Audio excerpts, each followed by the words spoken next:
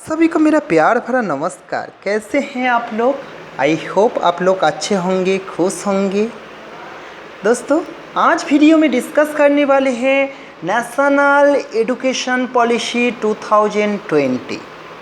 जी हाँ दोस्तों, national education policy 2020 ये सारे स्टूडेंट के लिए ज़रूरी है, क्योंकि ना हमारा Indian government national education policy 2020 जब लागू हो जाएगा हमारा देश में, क्या क्या चेंजेस आएगा, सारे स्टूडेंट को इसलिए ये वीडियो देखना ज़रूरी है, सारे टीचर को ज़रूरी है, इवन जिन्होंने कॉम्पिटिटिव एग्ज़ाम देने जा रहे हैं उनके लिए भी ये टॉपिक इम्पॉर्टेंट है। So I request you watch this video till end. देखिए दोस्तों, नेशनल एजुकेशन पॉलिसी शुरू करने का पहले थोड़ा सा ब्लूम टैक्सोनॉमी के बारे में हम बात कर लेते हैं। ये क्या होता है सर? ब्लूम टैक्सोनॉमी क्या होता है? देखिए, ब्लूम ने लर्निंग का 3 डोमेन दिए हैं। ये क्या है सर?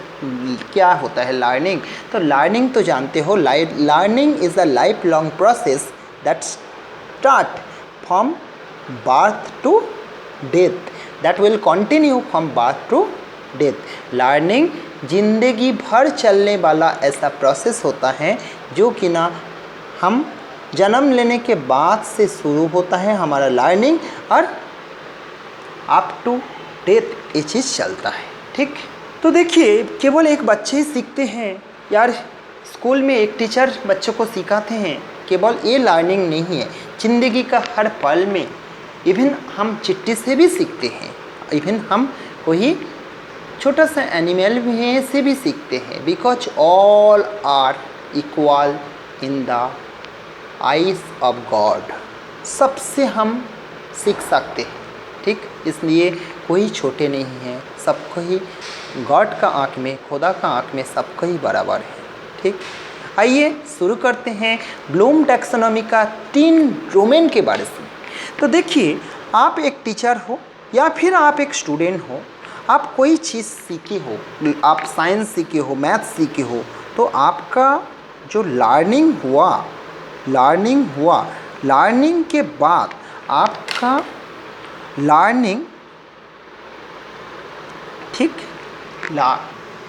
तो लर्निंग के बाद कोई भी टॉपिक सीखते हो तो 3 डोमेन में चेंजेस आता है। एक है कॉग्निटिव डोमेन। देखिए, कॉग्निटिव डोमेन। सेकंड है इफेक्टिव डोमेन या फिर संवेदनात्मक domain, and third one is psychomotor domain. ठीक, तो आइए जानते हैं कॉग्निटिव डोमेन में क्या क्या आता है। देखिए, सोचो आप एक स्टूडेंट हो या फिर आप एक टीचर हो, आप कोई मैथ्स का फॉर्मूला सीखे हो, तो मैथ्स का फॉर्मूला सीखने के बाद आपका ब्रेन में वो मेमोराइज्ड हुआ। ठीक, उसके बाद आपका नॉलेज भी, उस टॉपिक के बारे में आपका नॉलेज भी इंक्रीज हुआ। ठीक, नॉलेज भी इंक्रीज हुआ। ओके, और आपका थिंकिंग लेवल में भी चेंजेस आया। ठीक, थिंकिंग लेवल में भी आपका चेंजेस आया। तो देखिए, आप एक मैथ्स का फार्मूला सीखे हो, वो फार्मूला आपका ब्रेन में मेमोराइज्ड हुआ, आपका टॉपिक के बारे में नॉलेज हुआ, और थिंकिंग लेवल में चेंजेस आया। कैसे अप्लाई करेंगे वो फार्मूला, आपका नॉलेज आया। तो ये सारी चीज़ किसका रिलेटेड है दोस्तों? ये सारी चीज़ आपका ब्रेन से related. Because which new formula you learn that is memorised in your brain, and on this topic you got the knowledge, and how you apply the new formula you also got the knowledge. That is the cognitive domain of learning. तो मतलब ये है दोस्तों, learning का जो domain हमारा brain से related, means related to brain is known as the cognitive domain. आइए जानते हैं इफेक्टिव डोमेन और संवेदनात्मक डोमेन। देखिए, आप कभी कभी मोरल स्टोरीज पढ़ते हो या फिर मोटिवेशनल वीडियो आप देखते हो, तो मोटिवेशनल वीडियो या फिर मोरल स्टोरी पढ़ने के बाद आपका इमोशन में चेंजेस आता है। ठीक, आपका दिल में कोई चेंजेस आता है, दिल में तो एक्चुअल नहीं है, ये है भावात्मक चेंजेस आता है और संवेदात्मक चेंजेस आता है। ठीक, आपका जो भावात्मक आपका भाव चेंजेस होता है, इमोशन चेंजेस होता है, इसी को कहा जाता है इफेक्टिव डोमेन।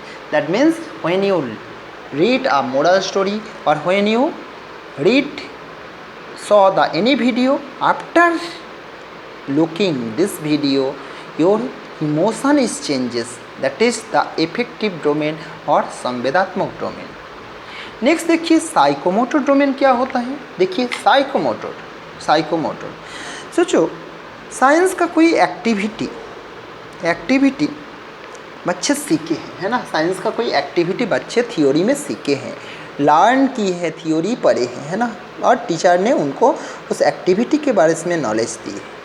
तो एक्टिविटी के बारे में नॉलेज होने के बाद उन्होंने जब लैब में आए, लैब में आके वो एक्टिविटी को कैसे परफॉर्म कर पा रहे, कितना ठीक परफॉर्म कर पा रहे, कितना सटीकता से परफॉर्म कर पा रहे हैं, उसी को कहा जाता है psychomotor domain. Psychomotor domain related to the hand means how a student learn this topic and after learning how he and she apply this topic in day-to-day life, that is known as the psychomotor और गोत्तात्मक domain. तो दोस्तों आपको समझ में आ गया होगा हमारा जो लर्निंग तीनों चीज़ में होता है। हमारा जो लर्निंग का 3 डोमेन है, psychomotor domain that is the mental और फिजिकल स्किल, साइकोमोटर में आता है मेंटल और फिजिकल स्किल। इफेक्टिव डोमेन में एटीट्यूड का चेंजेस आता है और कॉग्निटिव डोमेन में मेंटल स्किल और नॉलेज में चेंजेस आता है। ठीक, उसके बाद डायरेक्ट हम चल देते हैं नेशनल एजुकेशन पॉलिसी 2020। ओके, देखिए नेशनल एजुकेशन पॉलिसी डॉक्टर के कस्तूरारंगन ने एक कमेटी बनाए हैं और इन कमेटी का रिपोर्ट से इन्होंने नेशनल एजुकेशन पॉलिसी, इनका जो कमेटी ने नेशनल एजुकेशन पॉलिसी 2020 दिए है। तो क्या समझ में आया, डॉक्टर के कस्तूरारंगन फॉर्म के committee and on the report of his committee national education policy came. Okay, तो उन्होंने ministry of human resource and development MHRD renamed as education ministry. ठीक, तो देखिए पहले हमारा ministry of human resource and development मतलब human resource को कैसे डेवलप किया जा सकते हैं, ये ऐसा मिनिस्ट्री था, ऐसा मिनिस्ट्री को नाम चेंज करके दिए एजुकेशन मिनिस्ट्री। ठीक, आइए देखते हैं पहले मीन्स ओल्ड एजुकेशन पॉलिसी जब आया था 2005 में, उस एजुकेशन पॉलिसी के अकॉर्डिंग कैसे था और new format means national education policy में क्या चेंजेस आया। देखिए ओल्ड एजुकेशन पॉलिसी ऐसा था 10+2 फॉर्मेट में था। ठीक, 10+2 फॉर्मेट, ये क्या है 10+2 फॉर्मेट मतलब देखिए एक स्टूडेंट पहली कक्षा में एडमिशन लेते थे और क्लास 10 तक सेकेंडरी एजुकेशन कंप्लीट करने के बाद उन्होंने class 11-12 higher secondary education complete करते हैं। मीन्स ये student take admission in class first, okay, class first to class 10th। Okay, ये जो 10 साल इसी को कहा जाता है 10 और after passing secondary, after passing class 10 ही और she took admission in class 11 and class 12 pass कर जाने के बाद उनका हायर सेकेंडरी एजुकेशन कंप्लीट होता है। ये है पुरानो फॉर्मेट के अकॉर्डिंग। ठीक, that is the secondary level,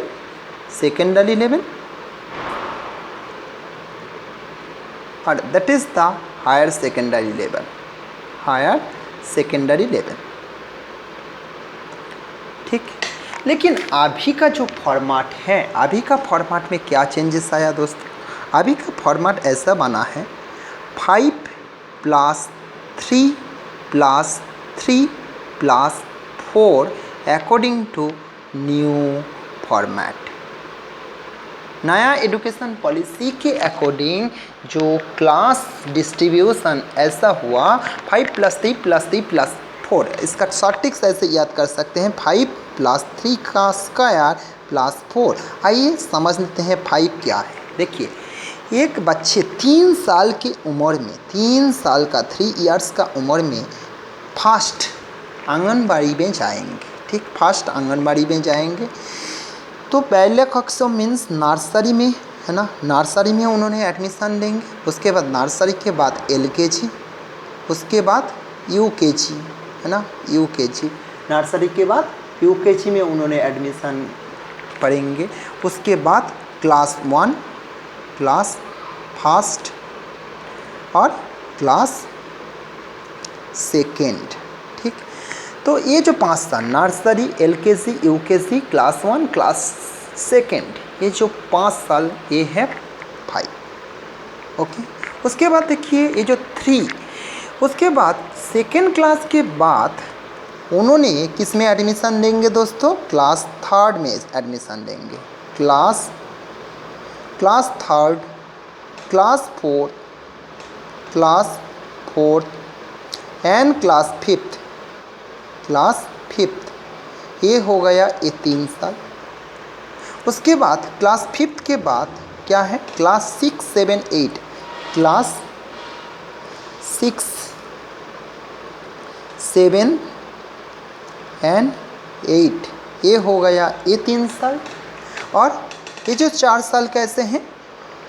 उसके बाद 8 के बाद 9th, 10th,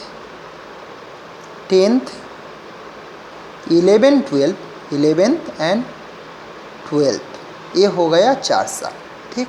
तो इसलिए ये फॉर्मेट आया 5 + 3 + 3 + 4, ठीक। 5 साल बिताएंगे, है ना, फाउंडेशन कोर्स में, मीन्स नर्सरी से क्लास 2 तक। उसके बाद 3 साल बिताएंगे क्लास 3, 4th एंड 5th में। उसके बाद 3 साल बिताएंगे मिडिल एजुकेशन में, मीन्स क्या है 6, 7, 8 में। उसके बाद 4 साल बिताएंगे सेकेंडरी एजुकेशन में, means 9, 10th, 11, 12। That is the new format according to the new education policy 2020। आइए इसी चीज़ को डिटेल्स जान लेते हैं। देखिए, previous format was 10 + 2 + 3। 10 means from class 1 to class 10। 2 क्या है? क्लास 11, 12 और 3 क्या है? Graduation, okay. 10 years is the secondary level, 2 is the senior secondary level and 3 years means graduation level.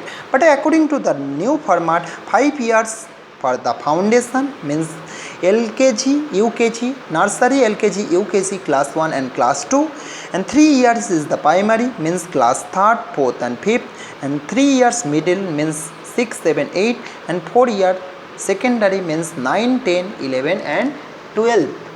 आइए थोड़ा सा और डिटेल्स जान लेते हैं। देखिए, 5 years according to new education policy means one student come in school in 3 years age and up to 8 years age he and she complete the fundamental education means उनका जो मूलभूत चरण उन्होंने कंप्लीट करेंगे। दोस्तों, बहुत ही सिंपल है, क्यों इतना सोच रहे हैं? एक हम अगर पेरेंट्स हैं, आप अपने बच्चों को 3 साल में ही तो आंगनबाड़ी भेज देते हो या फिर कोई स्कूल में भी एडमिशन देते हो, तो फिर नर्सरी में देते हैं, उसके बाद LKG, UKG, class 1, class 2. Child will learn the basic literacy or basically he and she will play in this education or in this fundamental education. Fundamental education में क्या होता है? आप एक पेरेंट्स हो, आप छोटे बच्चे को आप 3 साल में स्कूल दे के आएंगे, वहीं पर सबके साथ मिलेंगे और बाकी सारे बच्चों के साथ मिलेंगे, उनका खेलेंगे, कूदेंगे, घूमेंगे, उनका जो है साइकोमोटर डोमेन का डेवलपमेंट होगा, उनका गुत्तात्मक डोमेन का डेवलपमेंट होगा। इसलिए ये जो 5 साल 3 साल में एडमिशन लेंगे और 8 साल तक जाते जाते उन्होंने क्लास 2 पास होके 8 साल में उन्होंने क्लास 3 में एडमिशन लेंगे। This level is known as the fundamental level और मूलभूत चरण। ओके, उसके बाद 8 साल के बाद 8 साल में उन्होंने एडमिशन लेंगे कौन सा कक्षा में? क्लास 3 में। ओके, उसके बाद 8, उसके बाद 3 के बाद 4th 5th, ठीक। तो 8 साल से 9 साल हो गया पढ़ेंगे क्लास 3 में, 9 से 10 साल पढ़ेंगे 4था कक्षा में और 10 से 11 साल का उम्र में पढ़ेंगे 5वां कक्षा में, ठीक। तो ये जो 3 साल का एडुकेशन, इसी को कहा जाता है प्राइमरी और प्राथमिक चरण, प्रारंभिक चरण, ठीक। प्रिपरेटरी और प्रारंभिक चरण, प्रिपरेटरी और प्रारंभिक चरण, class 3, class 4 and class 5, this is known as the preparatory और प्रारंभिक चरण। In those classes child will learn numeracy skill. तो उन्होंने गणित सीखेंगे, नंबर के बारे में उनका नॉलेज होगा, उनका जो अल्फ़ाबेट के बारे में नॉलेज होगा। आप बताओ ना, क्लास 2 के बच्चों क्या सीखते हैं? ABCD सारे चीज़ सीख जाते हैं। मैथमेटिक्स जोड़ना, डिवाइड करना, गुना करना, बांटना, ये सारी चीज़ सीखते हैं। तो न्यूमेरिकल स्किल उनका डेवलपमेंट होता है कि नहीं होता है? आप बताओ, कमेंट करके बताओ, अभी कमेंट करो। तो क्लास 2, 3 के बच्चे, उनका अल्फ़ाबेट नॉलेज हो जाता है, अल्फ़ाबेट को जोड़ के वर्ड बनाना सीखते हैं, पढ़ना सीखते हैं, रीडिंग स्किल आता है, राइटिंग स्किल का डेवलपमेंट तो हो ही जाता है, पहले से ही उनका प्रैक्टिस होता है। जोड़ना, डिवाइड करना, घटाना, गुना करना, बांटना, ये सारी चीज़ सीखते हैं, है ना, क्लास 3 से लेकर के क्लास 5 तक। ओके, उसके बाद उन्होंने 11 साल में एडमिशन लेते हैं क्लास 6 में, 11 से 12 साल तक पढ़ते हैं क्लास 6 में, 12 से 13 साल तक पढ़ेंगे 7th में और 13 से 14 साल तक पढ़ेंगे क्लास 8 में। इसी को कहा जाता है मिडिल एजुकेशन और मध्य चरण, ठीक, मध्य चरण और मिडिल एजुकेशन, ठीक। उसके बाद मिडिल एजुकेशन कंप्लीट करने के बाद दोस्तों उन्होंने आएंगे सेकेंडरी और माध्यमिक चरण। सेकेंडरी में एडमिशन लेंगे, मीन्स क्लास 9 में एडमिशन लेंगे, ठीक। यहीं पर ही एक चेंजेस है, जो सेकेंडरी लेवल क्लास 9 में आते आते बच्चे सब्जेक्ट चॉइस कर पाएंगे। क्लास 9 से ही बच्चे सब्जेक्ट चॉइस कर पाएंगे। उनको संगीत अच्छा लगे संगीत ले सकेंगे, उनको मैथमेटिक्स अच्छा लगे उन्होंने मैथमेटिक्स ले सकेंगे, उनको गणित अच्छा लगे, साइंस अच्छा लगे, वो साइंस ले सकेंगे, ठीक। तो ऐसा करते हुए सेकेंडरी लेवल में उन्होंने सब्जेक्ट चॉइस करने का क्षमता क्लास 9 से ही दिया गया, ठीक। अकॉर्डिंग टू हीज और हार wish he and she can able to choose the subject and 14 से 15 साल पढ़ेंगे 9th में, 15 से 16 साल पढ़ेंगे 10th में, 16 से 17 साल पढ़ेंगे 11 में, 17 से 18 साल पढ़ेंगे क्लास 12 में और 18 साल तक स्कूल एजुकेशन कंप्लीट करके कॉलेज एजुकेशन में जाएंगे 18 के बाद।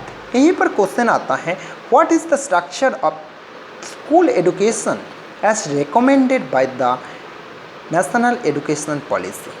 तो National education Policy school education में जो न्यू फॉर्मेट को रिकमेंडेड किए हैं वो फॉर्मेट क्या है? अभी तो हम सीखे हैं, आप बताओ। Option A 5 + 3 + 3 + 4, option B 2 + 3 + 3 + 4, option C 2 + 5 + 3 + 2 + 2 and option D 3 + 5 + 3 + 3 + 2 + 4। तो कौन सा फॉर्मेट? यस, कमेंट करके अभी बताइए। Option A is the right answer, you are right. सही बोले, सही सीखे। 5 साल फंडामेंटल एजुकेशन, 3 साल प्राइमरी और 3 साल मिडिल एजुकेशन एंड 4 साल सेकेंडरी एजुकेशन। यहीं पर हम डायग्राम से समझने का कोशिश करेंगे एग्जिस्टिंग एकेडमिक स्ट्रक्चर और new academic structure. Existing academic structure में क्या था दोस्तों, क्लास 10 तक देखिए, क्लास 10 तक जो कि ना 10 साल, उसके बाद 2 साल, ये 10 साल सेकेंडरी एजुकेशन, 2 साल हायर सेकेंडरी एजुकेशन। लेकिन according to new education policy and according to new format 5 साल फंडामेंटल, 3 साल प्रिपरेटरी, 3 साल मिडिल एंड 4 साल सेकेंडरी।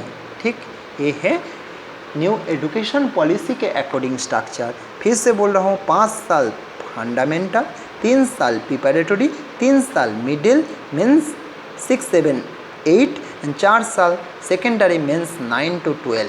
ओके, देखिए new pedagogical and curricular structure of school education क्या क्या है। New pedagogical and curricular structure वही है न्यू फॉर्मेट के अकॉर्डिंग स्कूल एजुकेशन में जो चेंजेस आया according to new education policy 5+3+3+4 3 years 3 years है ना। तो देखिए उसके बाद देखिए यहीं से शुरू करेंगे। पहले है फंडामेंटल, नीचे से ऊपर है ना। फंडामेंटल 5 साल फंडामेंटल क्या है, यहीं पर प्ले एक्टिविटी है ना, मल्टीपल प्ले एक्टिविटी। एक बच्चे नर्सरी क्लास में जाके क्या करेंगे, अपने घर का एनवायरनमेंट से 3 साल के बच्चे स्कूल में जा रहे हैं, वहीं जाके सबके साथ मिलेंगे, खेलेंगे, कूदेंगे है ना, तब ना उसका फिजिकल डेवलपमेंट होगा, तब ना। ठीक, ऐसा करते हुए nursery, LKG, UKG, class 1 and class 2 complete करेंगे। उनके बाद इसके बाद उन्होंने एडमिशन लेंगे क्लास 3 में। क्लास 3 और प्रिपरेटरी स्टेज है ना, प्रिपरेटरी स्टेज और प्रारंभिक चरण में क्या करेंगे, वहीं पर भी खेलेंगे। और डिस्कवरी एंड एक्टिविटी उन्होंने इन्वायरमेंट से करके सीखेंगे, इन्वायरमेंट को ऑब्जर्व करेंगे। इन्वायरमेंट को ऑब्जर्व करके, जैसे कि उन्होंने पेड़ पौधा देख रहे हैं, आप एक टीचर हो, आप एक बच्चे को पेड़ पौधा दिखाएंगे, दिखा के उन्होंने बोलेंगे ये क्या है, उन्होंने खुद देखेंगे एक हरा कलर का पत्ती है, ये सारे पत्ती का नीचे डाली है, ब्रांचेस है, उन्होंने देख के डिस्कवर करेंगे। और उन्होंने एक्टिविटी बेस है ना, इंटरएक्टिव क्लासरूम लर्निंग है ना, इंटरएक्टिव क्लासरूम। ये नहीं है लेक्चर मेथड, बट टीचर बोलते जाएंगे, मतलब नॉलेज को देते जाएंगे, नॉलेज का गोला खिलाते रहेंगे और स्टूडेंट खाते जाएंगे, ऐसा बिल्कुल नहीं। इंटरेक्शन क्लासरूम है ना, बच्चे ज़्यादा क्वेश्चन करेंगे, बच्चे खुद से सीखेंगे, लर्निंग बाय डूइंग, बच्चे एक्टिविटी करके सीखेंगे, बच्चों नेचर को ऑब्जर्व करके। आप बच्चों को गार्डन लेके जाओ, आप खेल कूद में लेके जाओ, बच्चे खेलेंगे, सीखेंगे।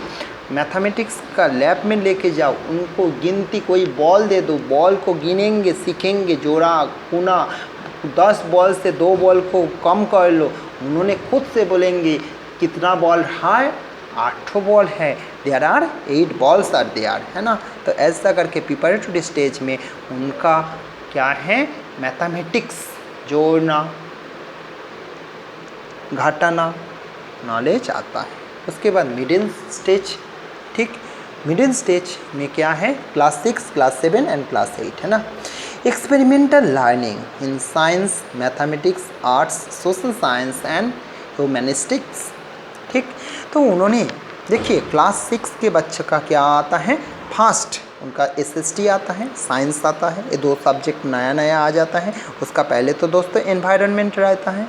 ठीक, तो ये है science, environmental science, math, environmental science से साइंस आया, SST आया। मैथमेटिक्स, आर्ट्स है ना, उन्होंने लिटरेचर पढ़ेंगे, सोशल साइंस पढ़ेंगे, ह्यूमैनिस्टिक पढ़ेंगे, ये सारे चीज़ का नॉलेज धीरे धीरे आएगा। और उसके बाद सेकेंडरी स्टेज में 9th में जब एडमिशन लेंगे, मल्टी डिसिप्लिनरी स्टडी मल्टीडिसिप्लिनरी, उन्होंने जो स्ट्रीम में जाना चाहेंगे, उनका जो स्ट्रीम अच्छा लगेगा, जो सब्जेक्ट अच्छा लगेगा, he and she take able to choose this stream, able to choose this subject. Multidisciplinary study and greater critical thinking, flexibility and student choice of subject. Student have the ability, student can able to choose his subject or her subject, which subject he like, he can choose this subject. Okay, तो ऐसा multidisciplinary subject से उन्होंने subject choice कर सकेंगे। आइए दोस्तों हम देख लेते हैं, ये तो गया फॉर्मेट। अभी एग्ज़ाम में क्या क्या चेंजेस आएगा, जो बच्चे का असेसमेंट होगा, असेसमेंट में क्या क्या चेंजेस आएगा, जो एग्ज़ाम होता है एग्ज़ाम में क्या क्या।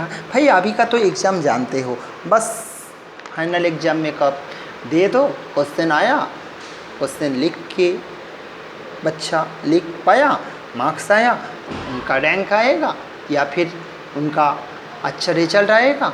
ठीक, लेकिन इसमें कौन असेसमेंट करते हैं? पुराने एजुकेशन पॉलिसी के अकॉर्डिंग टीचर ही तो उनको असेसमेंट करते हैं। लेकिन दोस्तों ये याद रखिएगा, according to new education policy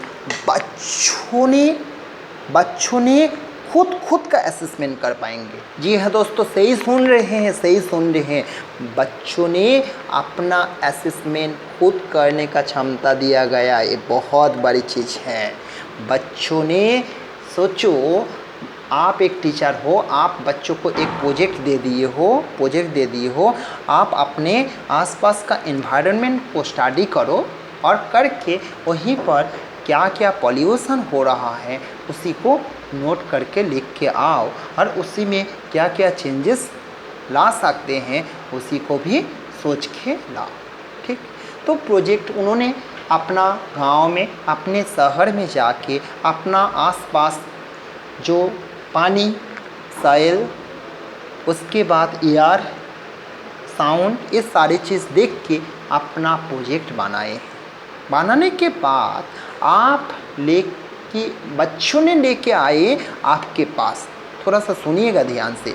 after preparing this project on the environmental pollution and how to rectify the environmental pollution of each और हर area, he prepared the project on this topic and bring the project to you. उसके बाद आप एक ideal teacher हो तो फिर आप बच्चों को बोलेंगे, आप प्रोजेक्ट बनाए हो, आप कितना सेटिस्फाइड हो, आप जो काम किए हो आप कितना सेटिस्फाइड हो इस काम में। तो फिर बच्चे बोलेंगे, सर मैं 60% काम तो मैं खुद से किया हूँ और 40% काम खुद से नहीं किया हूँ, ये करके किए हैं, तो फिर मैं 60% खुद से किया हूँ, खुद का मेहनत से किया हूँ, इसलिए मैं 60% सेटिस्फाइड हूँ। तो बताइए, बच्चों ने बच्चों का असेसमेंट खुद ही कर लिया, तो इससे बड़ा चीज़ और क्या हो सकते हैं। ठीक, यहीं पर सेल्फ असेसमेंट का अपॉर्चुनिटी दिया जाता है। ठीक, तो देखिए self assessment, when a student perform a project or homework, then teachers ask to student, you look this project and analyze, you assessed your project and give the marks। Teacher ने बच्चों को बोलेंगे, you look this project, how much you satisfied on your project and you give the marks, you put the marks, how much you satisfied, and according to each and her satisfaction he can able to put the marks on this project। जी हाँ दोस्तों, ये हो गया self assessment. तो self assessment का एक opportunity नया assessment और नया एजुकेशन पॉलिसी में रखा गया। ये बहुत ही हमारे प्यारे बच्चों के लिए खुशी का बात है। ठीक, केवल टीचर ही असेसमेंट करेंगे नहीं, एक बच्चों ने कितना सीखे है, कितना उनका बिहेवियर कितना अच्छा है, उन्होंने कितने सोसाइटी में रहने का क्षमता है, उनका कितना लर्निंग हुआ है, कौन सा सब्जेक्ट में कितना सीखे हैं, ये असेसमेंट करने का क्षमता उनका दोस्त का भी है। इसी को ही ना कहते हैं दोस्तों पीआर असेसमेंट और assessment by his and her friends. जी हाँ दोस्तों, आप सही सुन रहे हैं, बच्चों का असेसमेंट दूसरा बच्चों ने कर पाएंगे, बच्चों का असेसमेंट उनका फ्रेंड्स नहीं कर पाएंगे। केवल आप टीचर हो, टीचर मार्क्स दे के बच्चों का असेसमेंट, मार्क्स के बेसिस में ही बच्चों का असेसमेंट, ये जो पूर्वानुमानता का चीज़ है, ये चीज़ नहीं चलेगा दोस्तों। बच्चा का फ्रेंड्स ने, उनका दोस्तों ने, उनका और एक दोस्तों का असेसमेंट कर पाएंगे। देखिए, when the homework or project work of a student was being assessed by his and her friends is called the peer assessment. That means when any project and homework is given to a student, then after performing this homework exchange the notebook. सोचो आप एक question दिए हो, science का कुछ question दिए हो, question देने के बाद आप बच्चे ने करके लाए हैं, उन्होंने करके लाने के बाद आप कॉपी को एक्सचेंज कर दो। एक्सचेंज करने के बाद आंसर को आप बताओ, you tell the answer, you tell the right answer, and after telling right answer, after understanding every student, then एक स्टूडेंट का कॉपी दूसरा स्टूडेंट एनालाइज करेंगे और करके मार्क्स देंगे।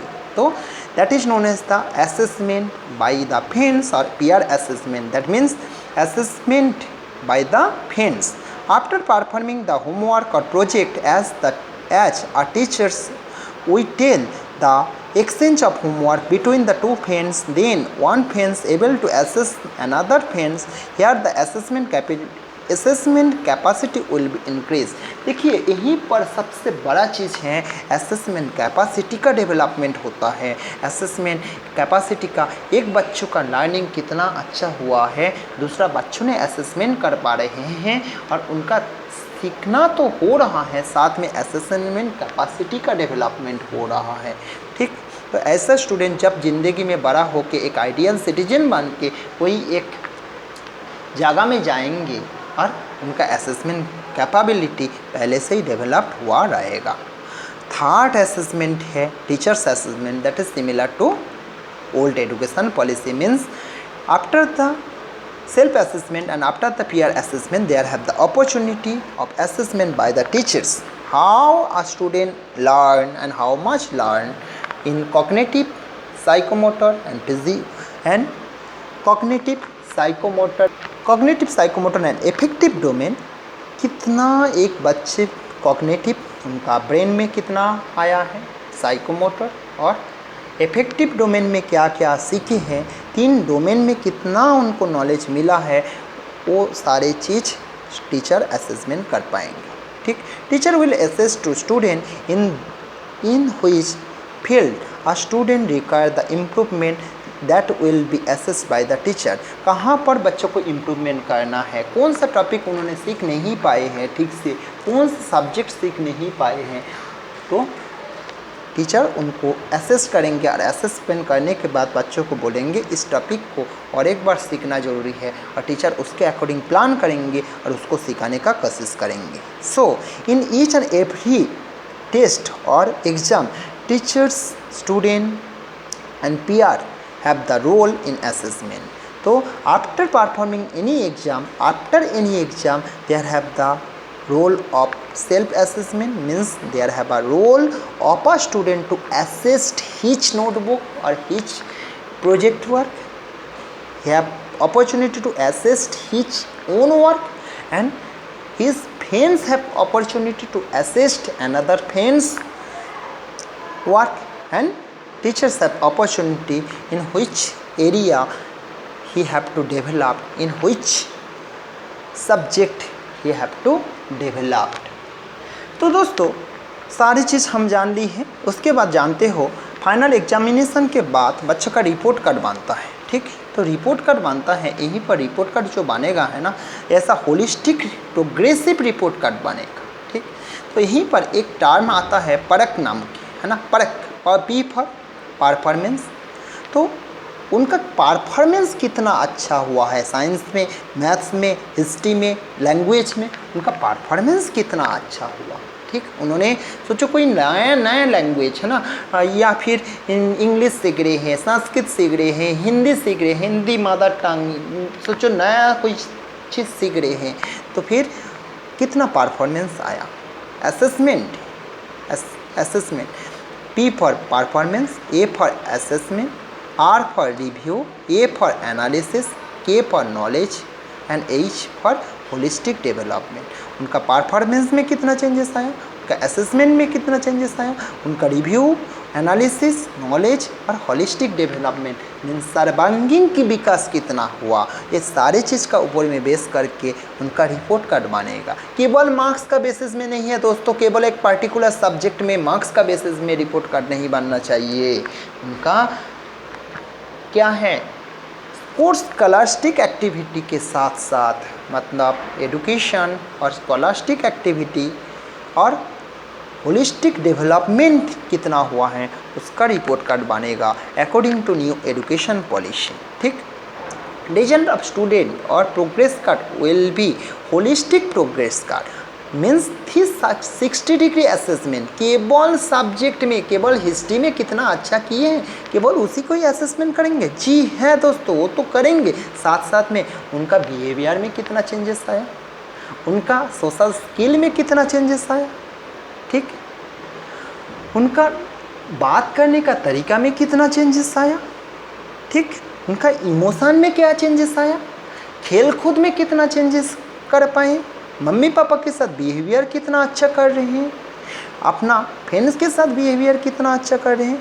तो ये सारी चीज़ का असेसमेंट न्यू एजुकेशन पॉलिसी के आधार पर होगा दोस्तों। इसलिए इसी को कहा जाता है 360 degree assessment should be noted in that progress card, है ना। उनका प्रोग्रेस कार्ड में केवल सब्जेक्ट का नोट नहीं होगा, सब्जेक्ट में कितना मार्क्स मिला है वो केवल नोट नहीं होगा, साथ साथ में होलिस्टिक डेवलपमेंट इन सर्वांगीण विकास, उनका कितना सर्वांगीण विकास हुआ है उसका डेवलपमेंट, उनका असेसमेंट होगा। In this assessment card assessment should be done in the cognitive, effective and psychomotor domain. जी हाँ दोस्तों, उनका जो कुछ उन्होंने साल भर सीखे हैं, अपना टीचर से सीखे हैं, अपना स्कूल एनवायरनमेंट से सीखे हैं, उसका कॉग्निटिव असेसमेंट हो, मीन्स उनका नॉलेज में, उनका मेमोरी में, उनका थिंकिंग में कितना चेंजेस आया, इफेक्टिव डोमेन और उनका जो इमोशन में कितना चेंजेस आया उसका भी असेसमेंट हो। जी हाँ दोस्तों, उनका साइकोमोटर, वो जो चीज़ सीखे हैं वो कितना अप्लाई कर पा रहे हैं उसका भी असेसमेंट होगा। Student will be evaluate on the cognitive, effective and psychomotor domain. ठीक, by evaluating each and every domain progressive card will be prepared that will be called holistic progress card. Then only we can achieve 360 degree assessment. ठीक, तब फिर हम बच्चों को 360 degree assessment उनका scholastic activity के साथ था, वो स्कॉलस्टिक एक्टिविटी में क्या क्या चेंजेस आया, सारी चीज़ को असेस करके हम बच्चों को रिपोर्ट कर देंगे। तो दोस्तों, ये है overview of the new education policy, जिसमें 5+3+3+4 फॉर्मेट आया और असेसमेंट में क्या चेंजेस आया, सेल्फ असेसमेंट और पीयर असेसमेंट का नया क्षेत्र रखा गया, साथ साथ में टीचर्स असेसमेंट तो है ही है, और होलिस्टिक डेवलपमेंट सर्वांगीण विकास का असेसमेंट होगा। केवल पर्टिकुलर एक सब्जेक्ट में, पर्टिकुलर एक लैंग्वेज में, पर्टिकुलर एक साइंस में, पर्टिकुलर मैथ्स में कितना मार्क्स लाए हैं केवल उसका नहीं है दोस्तों, उनका सर्वांगीण विकास कितना हुआ है उसका असेसमेंट होगा और उसका बेसिस में उनका रिपोर्ट कार्ड बनेगा। थैंक यू दोस्तों for watching this video. If you like this video, please hit on like button and share and subscribe this channel and share this video because that will help your all friends. Thank you for watching this video. Be happy.